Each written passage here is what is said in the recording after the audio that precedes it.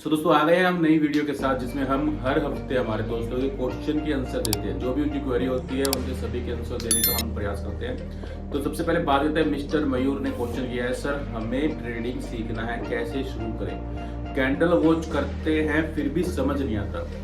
तो मयूर जी, सबसे पहले ये बताता हूँ कि ट्रेडिंग सीखने के लिए सबसे पहले आपको मार्केट का पूरा स्ट्रक्चर सीखना पड़ेगा कि मार्केट एक्चुअल में है क्या, एनएससी बीएससी क्या होती है, ये चीजें क्या है, इनके अंदर कौन कौन सी ट्रेडिंग होती है। जैसे कि बीएससी के अंदर अभी फिलहाल ऑप्शन के नहीं होता ना फ्यूचर होता, सिर्फ कैश सेगमेंट में ट्रेडिंग होती है। यानी बीएससी अभी सिर्फ कैश सेगमेंट में ट्रेडिंग हमको प्रोवाइड करता है। वहीं पर बात की जाए एनएससी की, एनएससी के अंदर आप कैश के अंदर यानी जहाँ पर आप 1, 2, 5, 10 स्टॉक कितने भी बाय कर सकते हो।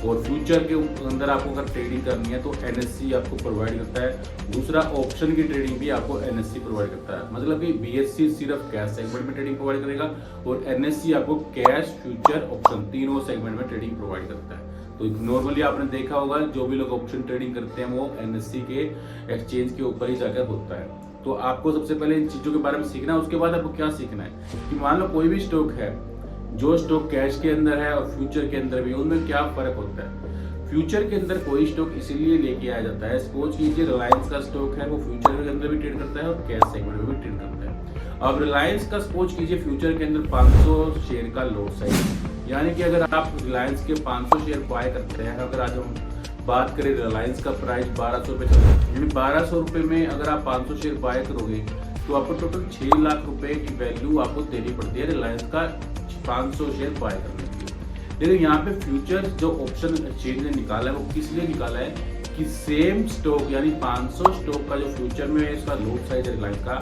आप 6 लाख रुपए ना देके एक एक्सचेंज ने मार्जिन फिक्स कर दिया है कि आप इतना पैसा देके उसको बाय कर सकते हो।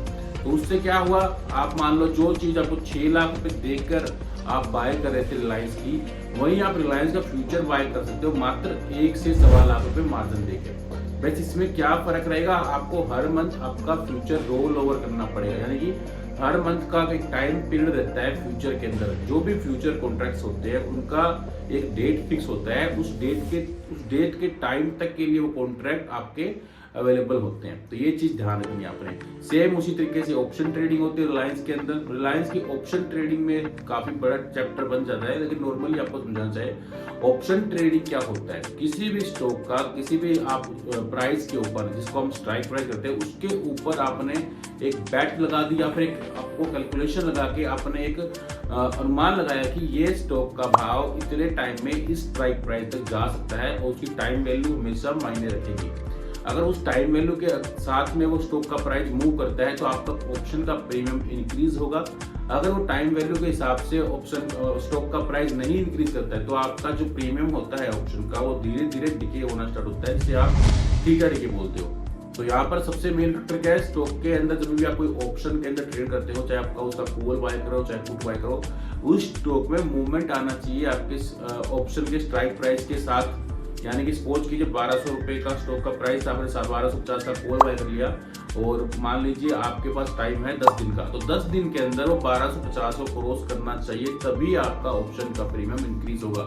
अगर वो पूरे हफ्ते में ही इंक्रीज नहीं होता है तो धीरे धीरे जो आप ऑप्शन आपने बाय किया है 10-20 रुपए में, जो भी आपने अमाउंट पे किया था प्रीमियम का, वो आपका डिके होता रहेगा, आपका ऑप्शन धीरे धीरे करके कम होता रहेगा। तो यहाँ पर सबसे मेन चीज क्या है, जब भी आप ऑप्शन ट्रेडिंग करें उसके अंदर मूवमेंट आना ही चाहिए। दूसरा, जो टाइम उसका एक्सपायरी का होता है उससे पहले आना चाहिए, नहीं तो आपका पैसा जीरो हो जाएगा। तो ये चीजें आपको समझनी पड़ेगी, तब जाकर आप ट्रेडिंग देख सकते हो। उसके काफी बाद आपको कैंडलस्टिक देखनी है, उसके बाद आप चार्ट पैटर्न सीख सकते हो। तो मेन फोकस आपका पहले प्राइमरी जो मार्केट की बेसिक चीजें हैं उनकी नॉलेज समझिए, तभी आप प्रॉफिटेबल बन सकते हो, तभी आप ट्रेडिंग सीख पाओगे। अब बात की जाए, दूसरा क्वेश्चन है, सर अभी कौन सा सेक्टर अच्छा मूव कर सकता है और उसके रिफ्लेक्टेड स्टॉक बता दो। ये क्वेश्चन है नमन जी का। तो आने वाले टाइम में कौन से सेक्टर में मोमेंटम आ सकता है, अभी फिलहाल देखा होगा आप सभी ने बैंकिंग सेक्टर के अंदर मूवमेंट है और बैंक निफ्टी कल फ्राइडे को थर्सडे को जिसने लाइफ टाइम हाई के आसपास चला गया था, 100 पॉइंट रह गया था। तो बैंकिंग सेक्टर में मूवमेंट था, वो भी क्यों था, क्योंकि जो टैरिफ वॉर चला हुआ है उसका बैंकिंग सेक्टर के ऊपर कोई इफेक्ट नहीं था। क्योंकि नॉर्मली जो बैंकिंग होती है वो नॉर्मली अपने कंट्री के अंदर ही उनका बिजनेस होता है, तो उन पर ज्यादा इफेक्ट नहीं आया, तो उनके अंदर मोमेंटम भी आया है।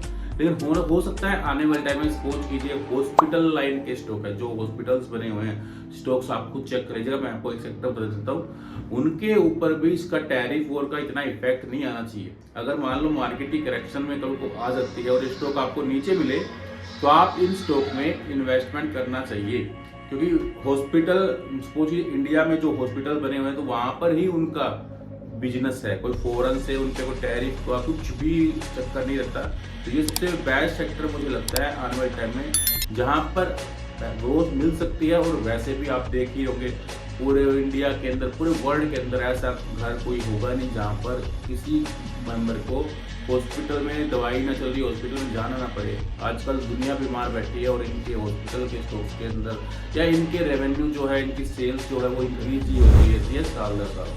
तो ये इसका क्वेश्चन है। और तीसरा क्वेश्चन है, मंडे को हमारा मार्केट गैप अप हुआ है, गैप डाउन ये हुआ है, भौमिक पटेल ने मैसेज किया है। तो मंडे का मार्केट नॉर्मली वैसे देखा जाए, थर्सडे का मार्केट जो था निफ्टी हमारा 80 से 100 पॉइंट प्लस में ही दिखा रहा था, जो अपनी क्लोजिंग हुई थी। तो वहाँ पर एक नेगेटिव क्या हुआ था, अपना जो थर्सडे के दिन मार्केट बंद हुआ था डाउ, थर्सडे को 3:30 के जस्ट बाद डाउ के अंदर 700 पॉइंट की करेक्शन है।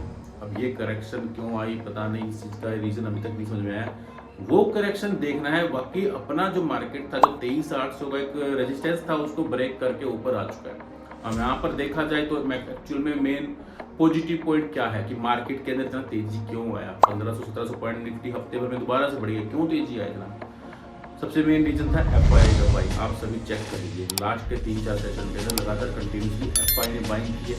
अब एफआई बाइंग करेगा तो उसका जो इफेक्ट दिखेगा मार्केट पे देखने को मिल ही रहा है, मार्केट चल ही रहा है। 400 पॉइंट तेजी आई थी निफ्टी थर्सडे के दिन, माइनस में था 100-150 पॉइंट, वहां से मतलब टोटल देखा जाए तो 550 पॉइंट की तेजी, काफी बड़ा मैसेज।